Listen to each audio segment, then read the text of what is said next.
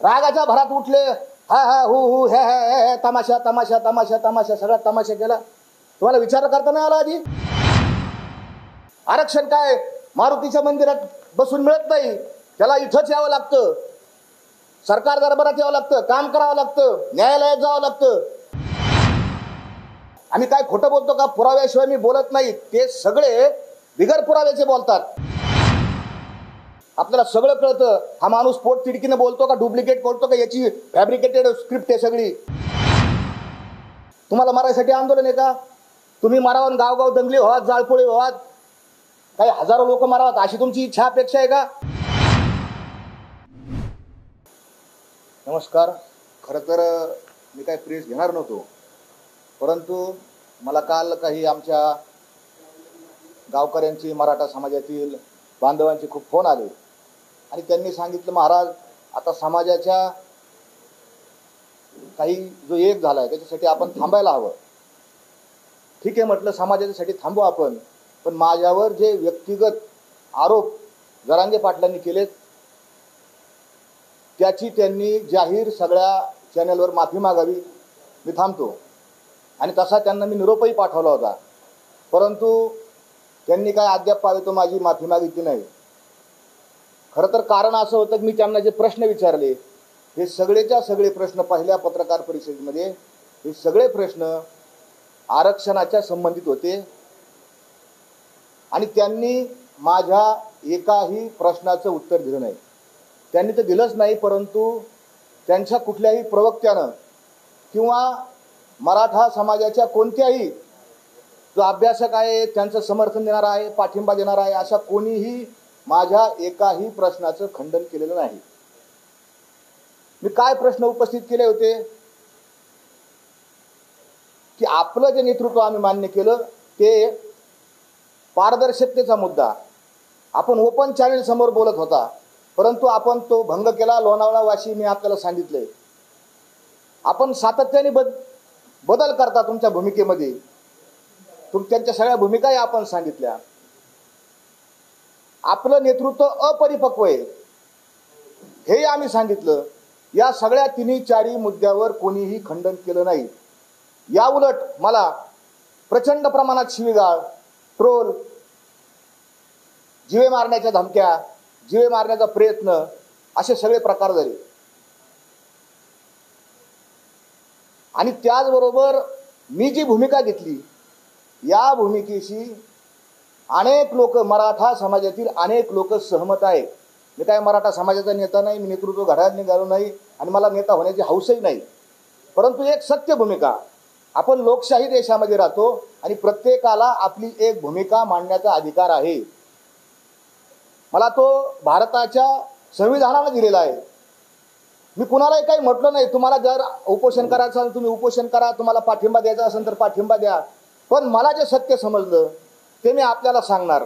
सत्य आम्हामणी नव्हे गबाळाचा धनी, देतो तीक्ष्ण उत्तरे पुढे व्हावे अशी बरे, नाही भीडभाड तुका म्हणे साना थोर. मी काही भीडभाड ठेवणार नाही, जे काही खरं असेल ते आपल्याला सांगणार. आणि म्हणून वारंवार मी प्रश्न उपस्थित केले, आक्षेप घेतले, मला त्याचं उत्तर होतं, परंतु आक्षेप घेतले त्याबद्दल काहीच नाही, त्याचं एक उत्तर नाही. आणि माझ्यावर बलात्कारासारखा, विनयभंगासारखा, 300 कोटीची संपत्ती जमावल्यासारखा आणि सरकारकडून 40 लाख रुपये घेतल्याचे एवढे गंभीर आरोप झाले. मी म्हटलं पुरावा द्या, एकही पुरावा दिला नाही. आणि मी जर घेतले असते, मी जर कोण्या माऊलीवर बलात्कार केला असेल, विनयभंग केला असेल, 300 कोटी जमवले असतील, तर मी नार्को ॲनालिसिस, लाय डिटेक्टर आणि ब्रेन मॅपिंग या तीनही टेस्ट या समाज माध्यमांच्या समोर देण्यास तयार आहे, अशी भूमिका मी स्पष्ट केली. या भूमिकेचंही कुणाला खंडन करता आलं नाही. काल पत्रकार परिषद घेण्याचं दुसरं कारण की कालच्या त्यांच्या सगळ्या ते आपण सगळा हा त्याला तमाशाच म्हणूया, आपण काय म्हणतात माध्यम मला माहीत नाही, पण विवेकी माणसं कालचा जो झाला गेला प्रकार आहे त्याला 100% तमाशा म्हणतील. राजकीय नेतृत्वाची अपरिपक्वता कालच्या सगळ्या प्रकारातून या समाजाच्या, या देशाच्या समोर आली. नेतृत्व कसं असावं याचं भान, विवेक, संयम, आताताईपणा, विचार न करता निर्णय घेणे, या सगळ्या गोष्टी माझ्या सगळ्या समाजाने पाहिल्या.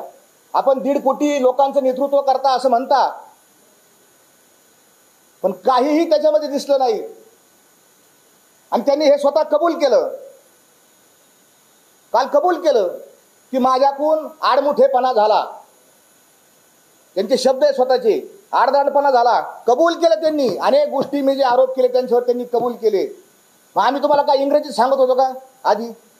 तुमचा हेकेखोरपणा आहे, तुमचा आताताईपणा आहे. कबूल केलं त्यांनी. आणि काय म्हटले?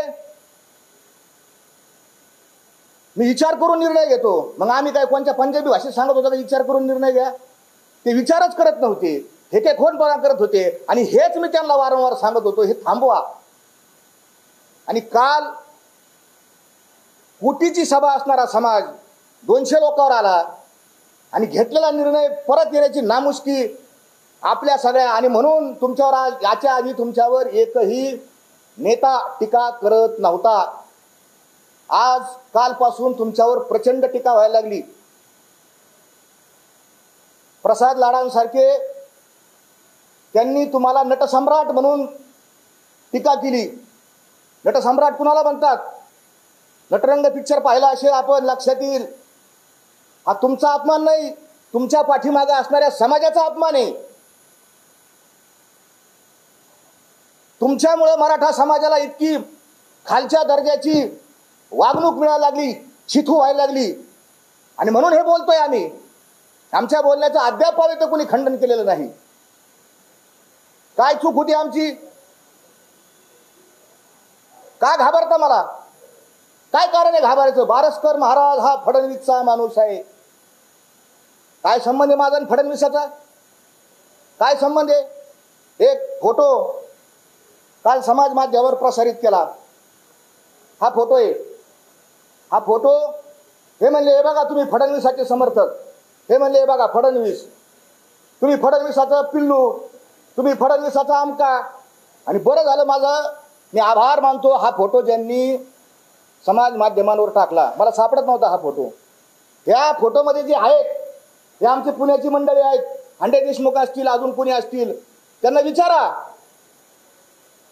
की आम्ही फडणवीसांची का भेट घेतली, कशासाठी गेलतो फडणवीसांकडं?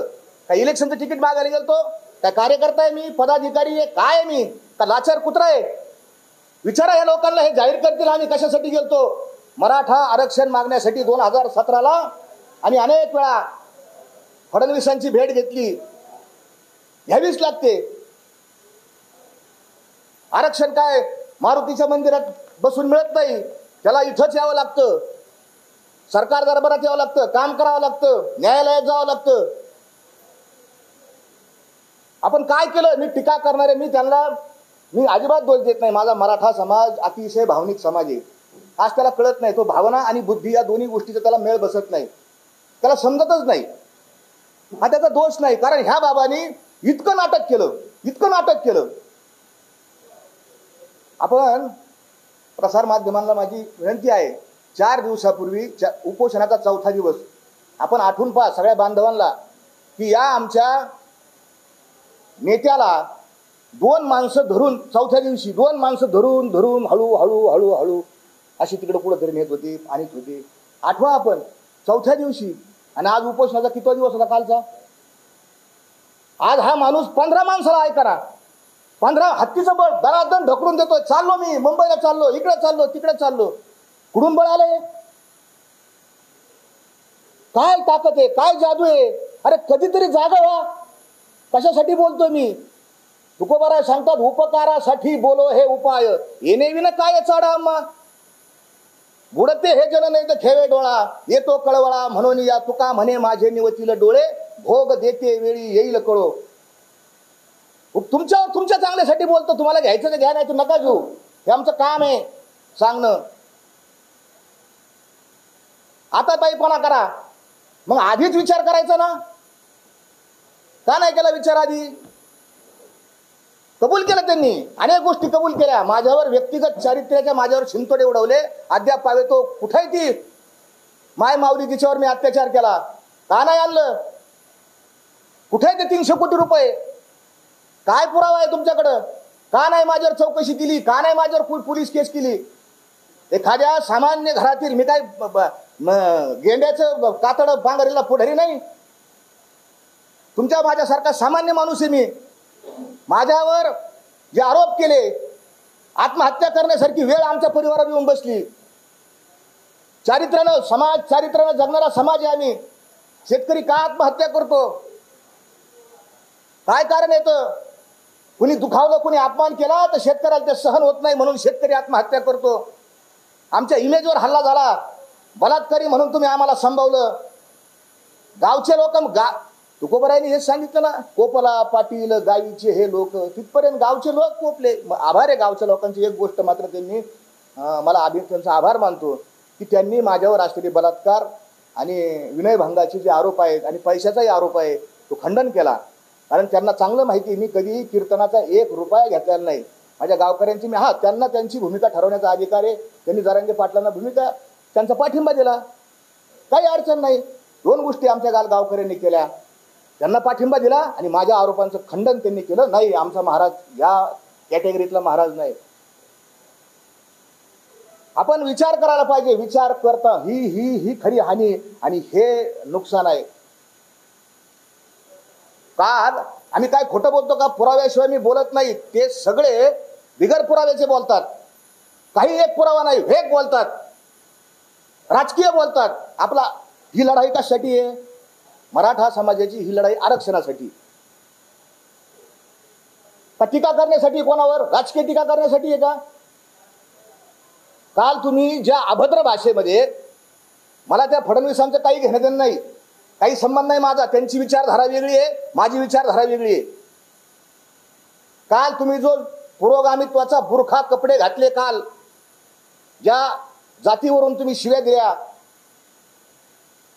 सरकारकडून जर आपल्याला काम करून घ्यायचं असेल, काम काढून घ्यायचं असेल तर व्यवस्थित सभ्य भाषेत बोलावं लागतं, चालावं लागतं, कार्य करावं लागतं. उठसूट शिव्या दे, उठसूट शिव्या दे. पाहिलं ना आज काय स्टेटमेंट होतं मुख्यमंत्र्याचं? लिमिटच्या पुढे गेलं का आपण करेक्ट कार्यक्रम करतो. करेक्ट कार्यक्रम कोणाचा झाला? तुमचा नाही झाला. तुमच्या पाठीमागे असणाऱ्या समाजाचा करेक्ट कार्यक्रम होतो. काय मिळालं आम्हाला? काय मिळालं? 30-40 हजार कुणबीच्या नोंदी, त्याच्यातही प्रॉब्लेम्स, आडनावं नाहीत. कशी यंत्रणा काम करीन? सरकारची इच्छाशक्ती असेल तरच यंत्रणा काम करते. 2-2 दिवसात कुणबीचे दाखले दिले. सरकारची इच्छाशक्ती असल्यावर, प्रशासनाची इच्छाशक्ती असल्यावर काय होऊ शकतं? हा सगळा मराठा समाजाचा रेटा, मराठा समाजाचा दबाव होता. आपण चुकलात जरांगे पाटील. काय आम्ही आपल्याला म्हणत होतो? कशासाठी आम्ही आपल्याकडे आलतो? आमची इच्छा होती आपण जातीच्या प्रमाणपत्राबरोबर, मी त्या भूमिकेशी 100% पहिल्यापासून सहमत आहे. ही कायदेशीर लढाई, जरी मला किती शिव्या दिल्या, काहीही बोलले, तरी मी मराठा समाजाला आरक्षण मिळवण्याची कायदेशीर लढाई एकटा चालू. कारण मी 2006 पासून आम्ही व्रत घेतलंय, कुठल्याही परिस्थितीत मिळवून देणार. तुम्ही विचार करायचा ना आधी. काय विचार केला तुम्ही?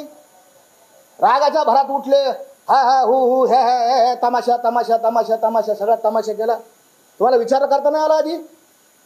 काय तुम्ही तुकोबारायांचं नाव घेतलं, मी जगद्गुरु तुकोबारायांचा असा आहे तसा आहे. काय माहिती तुम्हाला तुकाराम महाराजांचं? तुका म्हणे आधी करावा विचार, शूरपणे तीर मोकलावा. आधी विचार करायचा मग बाण सोडायचा. आधी बाण सोडितो मग विचार करीतो. ही काय पद्धत? याला नेतृत्व म्हणतात? हेच सांगतोय ना मी समाजाला. याच्यापेक्षा काय वेगळं सांगतोय? मी उणिवा दाखवतो, दोष दाखवतो. अवगुणते येथे नाही प्रतिष्ठिले, मागे होता आले शिष्टाचार. अवगुणाची कोणीच प्रतिष्ठा करू होत नाही, कधीच होत नसती. नेहमी गुणांवर चर्चा होती. काय गुण आहेत आपल्यामध्ये? जे गुण होते ते गुण आपण सोडून दिले. पुराव्याशिवाय बोलत नाही. काल वाळेकर, बबनराव वाळेकरांनी प्रेस घेतली, माझ्यावर आरोप केला, तुम्ही वेग बोलता, तुम्ही नुसतं बोलता, तुम्ही टीका करता. त्यांचा 18-20 वर्षाचा सहकारी आपण पाहिले. आपल्यापैकी अनेक बांधव त्या ठिकाणी उपस्थित होते. आपण त्यांची प्रेस पाहिली. बाबूराव वाळेकरांच्या डोळ्यातले अश्रू सगळ्या लोकांनी पाहिले. ते ओरिजिनल अश्रू होते, ओरिजिनल. आपल्याला कळतं बॉडी लँग्वेज. आपण सुज्ञ आहात, आपल्याला सगळं कळतं. हा माणूस पोट तिडकीनं बोलतो का डुप्लिकेट बोलतो का, याची फॅब्रिकेटेड स्क्रिप्ट आहे सगळी, त्याची काल फॅब्रिकेटेड स्क्रिप्ट होती सगळी. तो जे बोलत होता ना, अंतकरणातल्या भावना तुम्ही समजून घ्या. हा कुठून आला, मधीच कस काय आला, तुला कोणी सांगितलं होतं? पोलिसांच्या समक्ष, न्यायालयाच्या आवारात तरुणांना, अरे उडी मारून पळून गेला हा, दुसऱ्याला करायला लावतो आणि हा उडी मारून पळून जातो. मराठा बांधवांनी आत्महत्या केल्यात, कोण जबाबदार आहे त्याला? आरक्षणासाठी केलेल्या आत्महत्याला त्याचा शोध व्हायला पाहिजे. नेतृत्वाने चुकीचं जर काही बोललं, याची भाषणाचं स्टेटमेंट येतं. शहागडच्या पुलावर यांनी भाषण केलं, रेकॉर्डेड स्टेटमेंट आहे की मी गोदावरीच्या आरक्षण मिळालं नाही तर गोदावरीमध्ये उडी मारून आत्मदहन करणार, जलसमाधी घेणार. तुम्ही तर घेतली नाही. तुमच्या मागून अनेकांनी आत्महत्या केल्या. कोण जबाबदार आहे? सायकोलॉजी पहा, मानसशास्त्र पहा. नेतृत्वाच्या सांगण्याचा परिणाम समाजावर होत असतो. हे असतं नेतृत्व. मी सांगणार, शेवटचा श्वास असेपर्यंत मी सांगणार. बहुमत कोणत्या बाजूला याचा विचार मी करणार नाही. सत्य असत्याशी मन केले ग्वाही, मानी येले नाही बहुमत. माझ्या तुकोबरायांनी सांगितलंय, कुठेही बहुमत असन, सत्य जिकडं असन तिकडे जायचं. ते सत्य सांगण्याचं आम्ही काम करतो. अरे आम्ही, तू तोडणार आहे, तोडणारा तू तोडणार आहे, आम्ही जोडणारे येतं.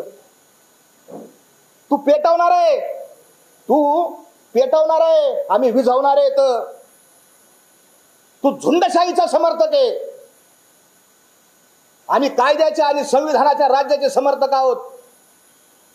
तू द्वेषाचा समर्थक आहे, द्वेष मत्सर पसरवणं हा तुझा उद्देश आहे. प्रेम आणि शांती पसरवणं हा आमचा वारकऱ्यांचा उद्देश आहे. उद्याचा इतिहास लिहिला जाईल. मराठा समाज, मला आनंद आहे, खात्री, बदनाम होणार नाही. उद्या म्हणतील लोक, सगळेच मराठ्याचे लोक झुंडशाहीचे नव्हते समर्थक, सगळेच मराठे लोक द्वेषाचे नव्हते, सगळेच मराठे. मला याचा आनंद आहे.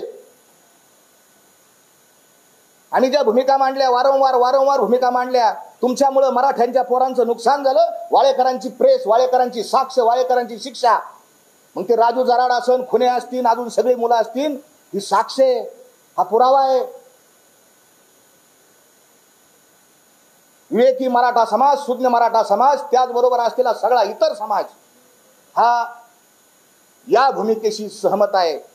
आणि मला आरक्षण बंद झालं पाहिजे, आरक्षण मिळालं पाहिजे अशी जिकडून तुम्हाला स्क्रिप्ट येते, त्या नेत्याची अशी भूमिका आहे. आणि म्हणून या सगळ्या गोष्टी आपल्या समोर आणल्या पाहिजेत. काल अनेक गोष्टी त्यांनी मान्य केल्या. राग हा, नेतृत्वाचा राग हा त्या एका माणसाला घात करीत नाही, त्याच्या पाठीमाग असणाऱ्या समाजाचा सुद्धा घात करतो. काल त्यांनी काही गोष्टी मान्य केल्या, माझ्यावरचा आरोप पडला नाही, पण मला सांगावं लागेल की उपोषणाच्या काळात आपण दूध भाकर खाल्ली, तुम्ही मान्य केलं, राहिलं नाही तुमच्या पोटात. वैयक्तिक मैत्री, माझ्यावर आरोप करता.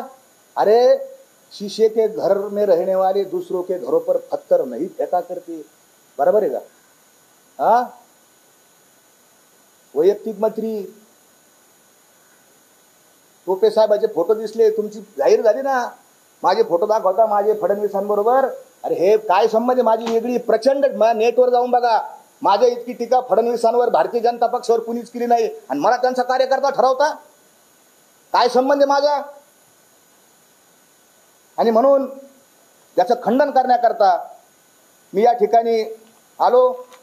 काल त्यांनी सांगितलं की मी कोणाला पाठिंबा द्यावा हा माझा संविधानिक अधिकार आहे, मी टोपेंना पाठिंबा दिला हा माझा संविधानिक अधिकार आहे. अरे बाबा, तू मराठा समाजाचं नेतृत्व करतो, तुझ्या टोपेंच्या विरोधात जो माणूस उभा होता तो कोण्या जातीचा होता? वही मराठाच होता. मग असं का, जिथं दोन मराठा समाजाची माणसं उभा असतील तिथं कशाला एकाच्या पारड्यात वजन घालायचं? तुम्ही तुमचं लढा, लोक ठरवतील काय करायचं ते. अशी समाजाची संघटना काही कामाची नाही. नेतृत्व काय करू शकतं? अण्णा हजारेंचं आंदोलन त्याला पुरावा आहे. अण्णा हजारेंच्या आंदोलनातून केजरीवालांची निर्मिती झाली. आपल्या आंदोलनातून काय होणार आहे? गावगाव भांडणं. तुम्ही सांगतात मी मेलो तर मला आधी म्हणजे मंत्रालय दारात नेऊन टाका, आणि आता कोणता सागर बांगला आहे त्याच्या दारात नेऊन टाका.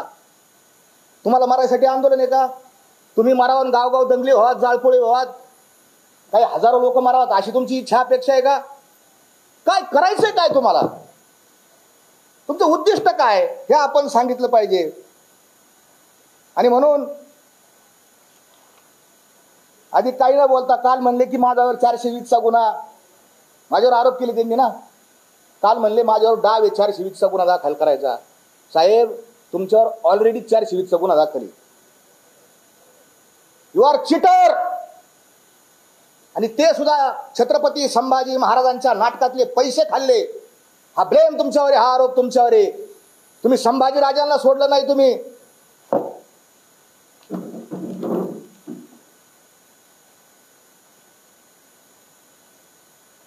आणि म्हणून मी आधी काय, कारण भावनेच्या भरात जातो, मला खूप संयमात बोलायला सांगितलं.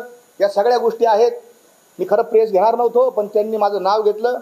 माझा आणि फडणवीसांचा कुठलाही संबंध नाही, त्यांचं माझं पक्षाचं काही घेणं देणं नाही. जोपर्यंत, आणि पुन्हा शेवटी मी सांगतो की मराठा समाजाच्या माझ्यावर नाराज असलेल्या, माझ्यावर राग व्यक्त करीत असलेल्या बांधवांना माझी विनंती आहे की बुद्धी भावना थोडी खाली ठेवा आणि बुद्धीच्या निकासावर खरं खोटं तपासा. येणारा काळ हेच याला एक औषध आहे, काळ हेच याला एक उपाय आहे.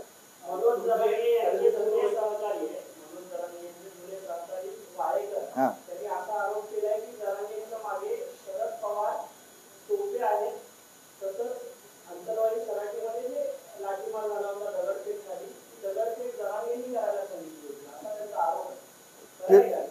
ते वाळेकर जे आहेत, मी त्यांच्याशी प्रत्यक्ष बोललेलो आहे, त्या राजू जराडशी प्रत्यक्ष बोललेलो आहे. वाळेकरांनी आणि राजू जराड यांनी सांगितलं, वाळेकरांवर 307चा अंतरावलीचा आत्ताचा गुन्हा लेटेस्ट दाखल आहे, ज्याच्यावर दाखल आहे तो प्रत्यक्ष सांगणारा आहे. आणि त्यांनीच सांगितलंय की राजेश टोपे आले होते, कोणत्या तरी तारखाच्या घरात मिटिंग झाली, आणि मग तिथून आम्हाला सांगण्यात आलं की मनोज जरांगे पाटलांनी सांगितले की दगडफेक करा, जाळपोळ करा, आणि त्याच्यानुसार दगडफेक जाळपोळ झाली. हे त्यांचं स्टेटमेंट आहे.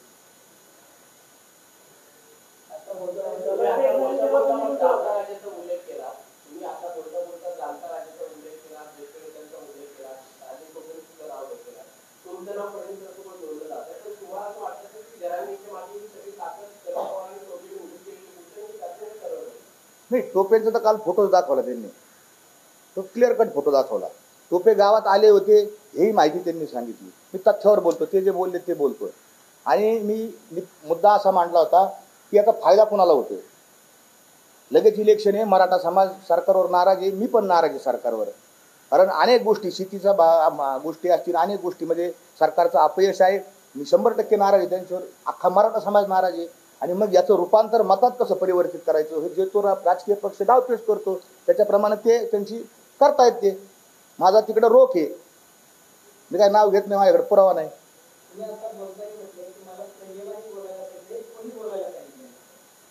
माझ्या घरच्यांनी सांगितलं, बाबा तू बोलायला जातो तुझ्या अनावधाने, की हा आईला काळजी आहे, पत्नीला काळजी आहे.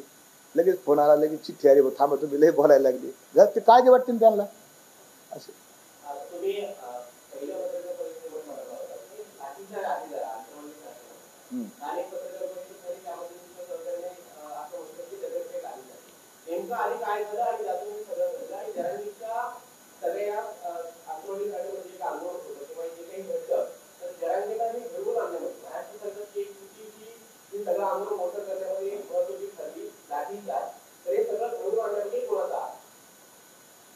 हे सगळं घडवून आणण्यामागे नाही, त्याला एखादी घटना घडली तर वेगवेगळे अनेक कोण असतात. तर पोलिसांनी लाठीचार्ज केला का केला हे माहीत नाही. हां, आणि त्याच्यानंतर ज्या प्रतिक्रिया उठल्या त्याच्यामध्ये कोणी सांगितलं जाळपोळ करायला, कोणी रास्ता रोको करायला सांगितली, तो एक भाग आहे. त्याचं संशोधन झालं पाहिजे. हा, बिलकुल आधी झाला.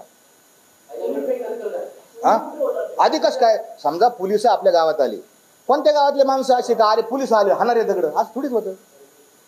आधी आरे होतो आणि मग कार्य होतो, हा सहज नियम आहे.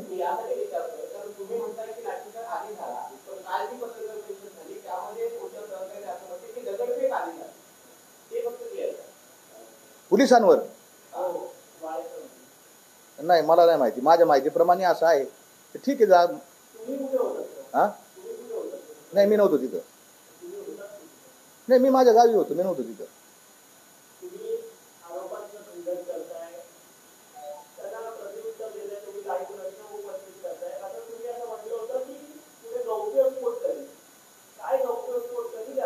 काय झालं, आमच्या समाजानं मला खूप खूप विनंती केली, मला सांगितलं की तुमच्यामुळं या आंदोलनाला डाग पडणं असं काही करू नका. जे माझ्यावर व्यक्तिगत आरोप करण्यात आले होते त्या आरोपाचं मी खंडन केलं. मी आपल्यासमोर नार्को टेस्ट जायला तयार आहे हेही मी सांगितलं. मी त्यांच्यावर जे आरोप केले आणि मी त्यांना आव्हान दिलं की आपण इथं या, आपणही नार्को करा, ब्रेन ॲनालिसिस करा, लाय डिटेक्टर करा, आपणही करा. तर त्यांनी ते स्वीकारलं नाही. याचा अर्थ माझ्यावरचे गुन्हे आणि कोणी आपल्यासमोर आलंही नाही. 8-9 वर्षापूर्वी झालेल्या घटना कुणी कोणावर एखाद्या उद्या उठून म्हणून मी पंतप्रधान 50,000 रुपये दिलेले होते आणि मी त्याच्यावर 420 दाखल करू, असं कसं होईल? पुराव्याशिवाय काहीच होत नाही. त्यांची जे कोणी म्हणत असतं माय मावल्या बा आमच्यावर, त्यांनाही बोलवा, त्यांची नार्को घ्या, त्याच्यातून सत्य बाहेर येईल.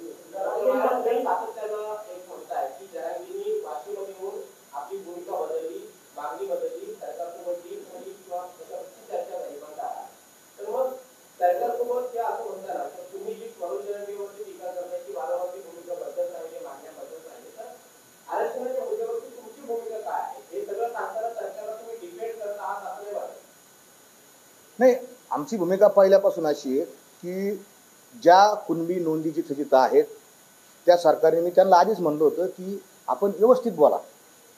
तुम्ही काय म्हणता की आम्हाला ओबीसीतून आरक्षण मिळालं पाहिजे, वादाचा मुद्दा इथंच तयार होतो. मी काय त्यांना शब्द काय सांगितले की आपण बोलताना असं बोला की ज्या आमच्या कुणबीच्या नोंदी आता ज्या 70 वर्ष प्रशासनानं लपून ठेवलेल्या आहेत त्या आमच्या हक्काच्या कुणबी नोंदी आम्हाला द्या.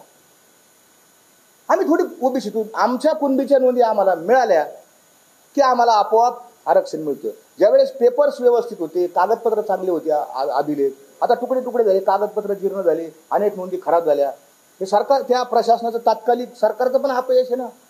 मग हेच मागणं होतं आमचं की आमची भूमिका हीच आहे की कारण मराठा समाजाला वेगवेगळे सुप्रीम कोर्टाचे निर्णय आहेत. एका निर्णयात सांगितले कुणबीन मराठा हे एकच आहेत आणि दुसऱ्या याच्यात सांगितलं कुणबीन मराठा हे वेगळे येतं. पुन्हा कोकणातल्या लोकांची मागणी मराठाच द्या आम्हाला, अनेकांची मागणी मराठा द्या, अनेकांची मागणी कुणबी द्या, अशी संमिश्र आहे सगळ्या याच्यामध्ये. त्याच्यामुळं ज्यांच्या कुणबीच्या नोंदी आहेत त्यांना कुणबी द्या आणि ज्यांना लागत नाही त्यांना मराठा जे आरक्षण आहे ते त्यांनी द्यावं.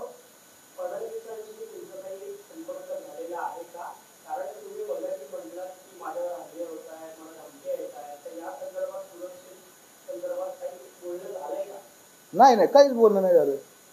मी इथले पोलीस यांना आपलं सांगायचं तर पत्रकार परिषदी, मग ती इथे व्यवस्था करतात आणि जिथं राहतो तिथं मला नेऊन सोडतात, एवढंच.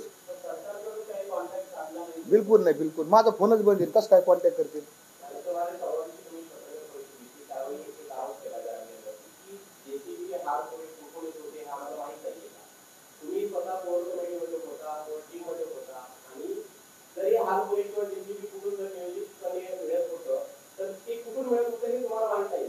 आहे ना.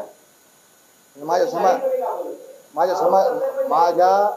समाजाने मला सांगितलंय आता समाजाच्या एकीला काही लांछन लागेल असं काहीतरी बोलू नका.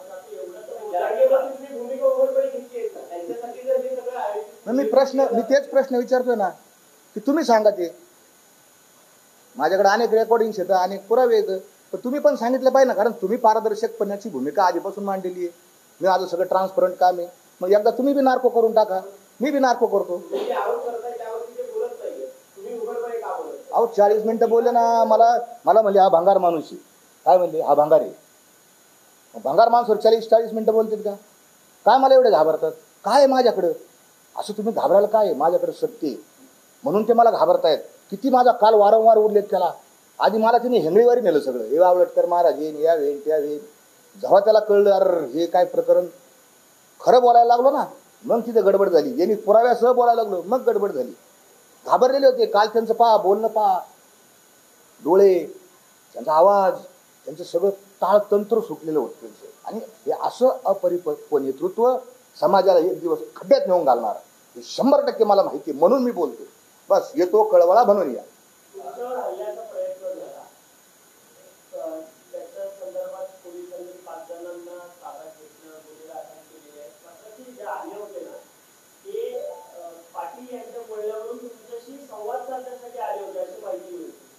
आता एखादा काय झालं, एखादा माणूस हे बघा, आता जे जरांगेंचे समर्थक येतं भावनिक, हा, ते सगळे जरांगेंचे समर्थक, भावनिक असलेले समर्थक, त्यांना असं वाटतंय की त्यांनी आता ते छगन भुजबळ सोडूनच दिलाय, मलाच धरलंय त्यांनी, माझ्या मागेच लागले हातपाय धुवून आणि मला मारलं का यांना आरक्षण भेटणार आहे असं दिसतंय चिन्ह. मग आता ज्याला मला मारायचंय तो काय असं सांगून येणार आहे का बा आता तुमच्या संग हे करायचं मारायचं तुम्हाला, मग मी लगेच प्रिकॉशन घेईन. मला आणि पोलिसांनी पकडल्यावर माणूस खरं बोलतो खोटं बोलतो. पोलिसांनी पकडल्यावर माणसं आपल्या बचावाचंच बोलणार, ते बचावाचंच बोलले. त्याच्यामध्ये क्लिअर कट मला दिसलं की एक जण राष्ट्रवादी काँग्रेस पार्टीचा नवी मुंबईचा पदाधिकारी होता, त्या मोठ्या साहेबाच्या गटाचा.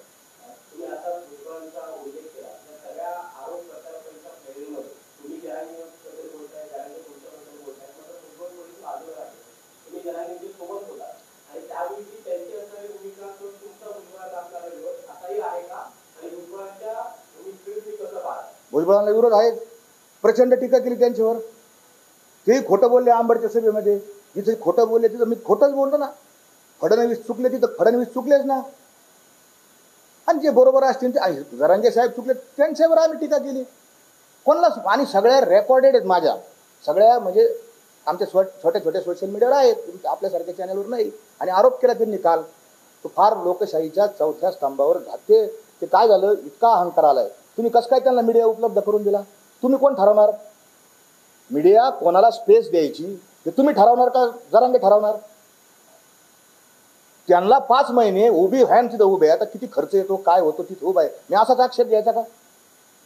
तुम्हाला कसं काय मीडिया उपलब्ध झाला? कोण यायचं, मी घेऊ का असा आक्षेप? तुम्ही कोण ठरवणार? ते ठरू द्या ना, या लोकशाहीच्या चौथ्या स्तंभाला ठरू द्या. हे प्रत्येक ठिकाणी ही झुंडशाही आहे. तुम्ही एक पाहिला असेल एक व्हिडिओ, एक बस चालली होती, रस्ता रोको होता आता मधीचा, एका माऊलीचं लहान लेकरू दवाखान्यात घेऊन चाललं होतं, अत्यवस्थ होतं. रस्ता रोखीतल्या आमच्या या पोरांनी गाडी अडवली. ती बाई सांगत होती, बाबा रे माझं पोरगं मारायला लागलं, दवाखान्यात न्यायचं, वाचून दे. तिचा आक्रोश पहा, तिच्या वेदना पहा, भयानक तिचे डोळे पहा. हे व्हिडिओ माध्यमात लोक काय म्हणतील मराठ्यांना? अरे असेच गुंडगिरी करणारे लोक येतं असेच. अरे आपलं नेतृत्व आहे छत्रपती शिवाजी महाराजांचं नेतृत्व आहे, आपल्याला त्यांचा आदर्श आहे. 18 पगड जाती महाराष्ट्रातल्या सगळ्यांना घेऊन जाण्याचं नेतृत्व असलं पाहिजे. द्वेष विखारी मत्सर पसरवणं हे मराठ्याचं काम नाही, जोडण्याचं काम आहे, आणि तेच आम्ही करतोय.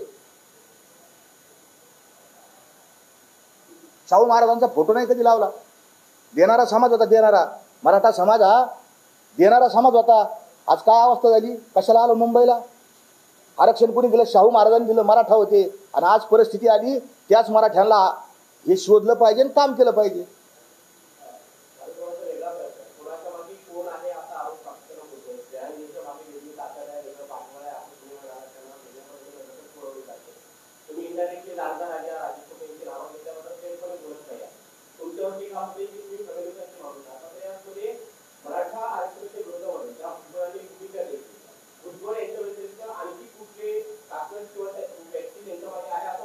कुणाच्या?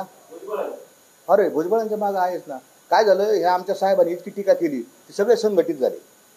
आणि सगळे संघटित, आधी ते नव्हतेच. भुजबळ आपल्या शांततेची गाडी चालली होती. आमच्या साहेबांनी आरक्षणावर बोलायला पाहिजे, मुद्द्यावर बोलायला पाहिजे. ते मुद्द्यावर बोललेच नाही, ते व्यक्तीवर बोलले. इतके दिवस भुजबळांवर बोलले. पहिल्यांदा त्यांचं स्टेटमेंट बघा, फडणवीस हा मराठा द्वेष्ट आहे, हाकलून दे त्याला, कशाला ठुता त्याला, कशाला ठुता मंत्री, ही भाषा आहे त्यांची. नंतर त्यांची भाषा बदलली, फडणवीस साहेब, शिंदे साहेब, फडणवीस साहेब साहेब करायला लागली, त्यांना साहेब साहेब करायला लागले. आणि काळ त्यांचा ताळतंत्र सुटला. काल पुरोगामित्वाचा बुरखा त्यांनी पांघरला. म्हणजे सोयीनुसार आवश्यक. पुरोगामित्व हे कपड्यासारखं नाही पाहिजे, जेव्हा काढायचं तेव्हा घालायचं. बुरखा पांघरला. त्यांना वाटलं बा हे पुरोगामी लोक आपल्या पाठीमागे आले पाहिजे, म्हणून त्यांच्या जातीचा उल्लेख केला. अरे आम्ही वारकरी येतो, समानता आमच्या तत्वात आहे, समचरण दृष्टी, समानता विषमता नाही, सगळे आम्हाला सारखे येतं. सर्वा घटी राम देहादी एक हे मानणारे आम्ही येतो. ही आमची विचारधारा आहे. तुमची सोयीस्कर विचारधारा आहे, ही घातक आहे. वेगळेच विचारता बा.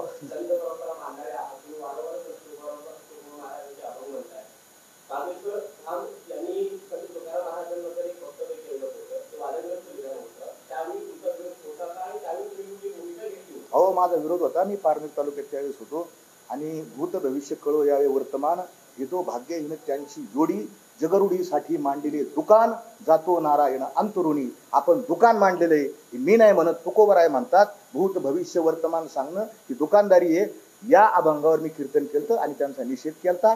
त्यांनी नंतर येऊन माफी मागितलेली आहे.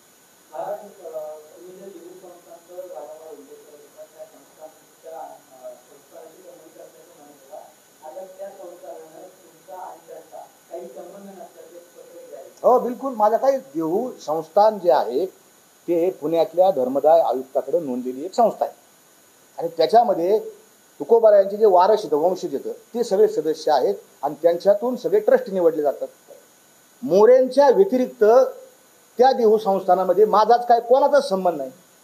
तर त्यांनी असं जाहीर केलं का की हे तुकारामांच्या जगद्गुरू तुकोबारायांच्या पाया पडू शकत नाहीत असं जाहीर केलं त्यांनी? ते असं म्हणू शकतात का तुकाराम महाराजांचा यांचा काही संबंध नाही? मी भंडारा डोंगर हा उल्लेख केला, जगद्गुरू तुकोबारायांची साधना केली तिथं मला आता तिथंही खूप काय झालं, सत्य भूमिका मांडल्यामुळं तिथेही मला त्रास, सगळीकडेच त्रास व्हायला लागला, प्रचंड त्रास व्हायला लागला. माझी विनंती आहे माझ्यातलं तरी सत्य बघा. मी जे प्रश्न उपस्थित केलेत ते आपण विचारायला त्यांना, तुम्ही एकही प्रश्न विचारित नाही आणि केवळ मला जीवे मारण्याची धमकी, माझ्यावर निषेधाचा निषेध, माझ्या एकट्यावर निषेध नाही झाला, निषेधाचा काही पडिला आघात तेने मध्ये चित्त दुखावले. तुकोबारायांनी लिहून ठेवले तसं त्यांचं माझंही दुखावलं ना. कोपला पाटील गावीचे हे लोक आता माझं भिक, माझ्यावरही तीच परिस्थिती आली ना. ही परिस्थितीची साधू संत आहोत मी भोगतोय असते सगळं. जीवन मरणाच्या कधी मरण मी हे सांगता येत नाही.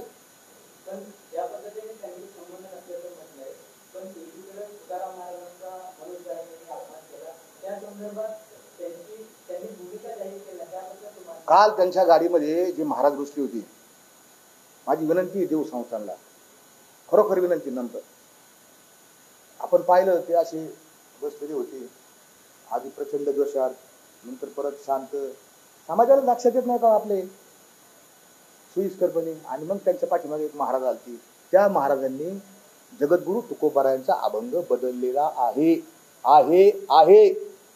मला विचारायचं, महाराष्ट्रातल्या समस्त वारकऱ्यांना हे विचारायचंय, देहू संस्थानाला हे विचारायचंय, तुकोबारायांचा अभंग बदलला हे आपल्याला मान्य आहे का? त्याच्यावर आपण का बोलत नाही?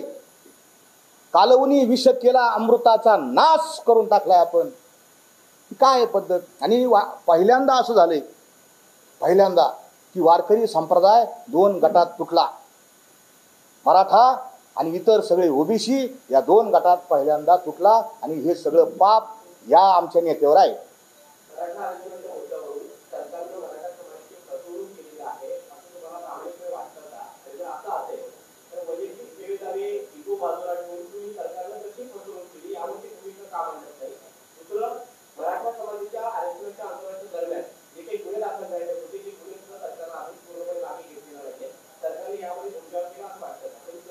सरकार सरकारच आहे, सरकार नेहमीच फसितच असतं. सरकार असं काय सरकारने सांगितलं म्हणजे लगेच काम केलं का? सरकार ती कामच करतं. सरकार प्रशासनामध्ये काम पटपट झालं नाही हा त्याचा दोष आहे वेगवेगळ्या स्वरूपात. हे खरं आहे तुमचं म्हणणं, सरकारच्या याच्यामध्ये चुका आहेत, सरकारचं मी बिलकुल समर्थन करत नाही, बिलकुल त्यांना पाठिंबा देत नाही. चुकले सरकार चुकले. इतके दिवसात हे सरकारची काही गोष्टी जे चांगलं ते चांगलं, त्यांनी आयोगाची निर्मिती केली, पटकन सर्वे केला मराठा आरक्षणाच्या संदर्भात आणि मराठा आरक्षण सगळ्या विधानसभा सदस्यांनी एकमतानं मंजूर केली, ही त्यांची चांगली गोष्ट आहे. परंतु इकडं मात्र कुणबीच्या बाबतीत मात्र ते सगळे सोयरे असेल ते असेल त्याच्यामध्ये आता त्यांचं म्हणणं आहे की तो प्रोसेसचा भाग आहे. त्या 6 लाख हरकती आल्या त्या आम्ही तपासून हे करू आणि ते देऊन टाकू. पण आता त्यांची बॉडी लँग्वेज, त्यांचा टोन, त्यांचा जे आलेला राग राज्यकर्त्यांना ते कितपत लवकर करतील आणि इकडं झालेला कमी, इकडची ताकद झालेली कमी, कारण एसटीतून लई लोक उतरलेत आता. हा परिणाम झालाय, लोकांच्या विवेक लक्षात आलेला आहे आणि खूपसे लोक खाली उतरलेत. म्हणूनच काल तळतळ चालू होती. बिलकुल बिलकुल बिलकुल भूमिका घेणारे, कायदेशीर रीतीने भूमिका घेता येते ना. आम्हाला पाहण्याचा अधिकार आहे, किती झालं काम पाहतोय आम्ही, लक्ष ठेवतोय, बिलकुल भूमिका घेऊ. तुम्ही तरी कोण बघायला तर किती तपासले? तुमचा एक तरी प्रतिनिधी आहे का? तुम्ही नेमलात तरी प्रतिनिधी का? बघ किती तपासले तुम्ही नोंदी, किती हरकती तपासल्या? 6 लाख किती सरकारने किती तपासल्या? काय बदल करा, कधी अंमलबजावणी करता? फक्त तिथूनच बसले सकाळी उठायचं 9 वाजता आणि शिव्या द्यायच्या, असं काम नसतं होत.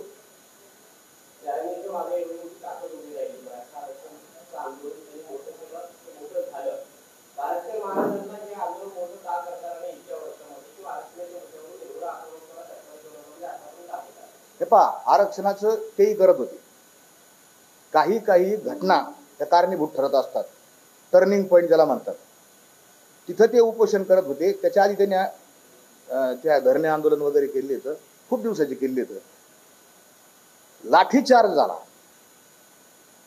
तो रेकॉर्ड झाला, तो सोशल मीडियावर प्रचंड व्हायरल झाला.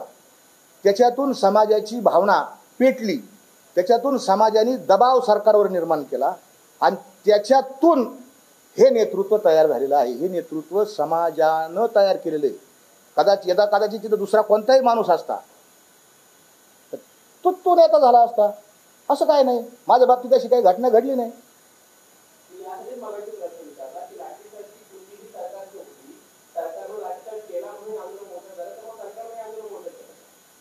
सरकारनं हे आंदोलन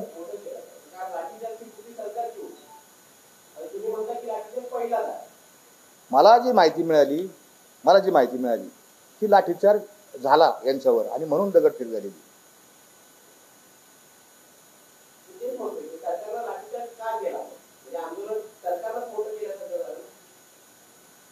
काय त्यांच्या मनात असेल काय सरकारच्या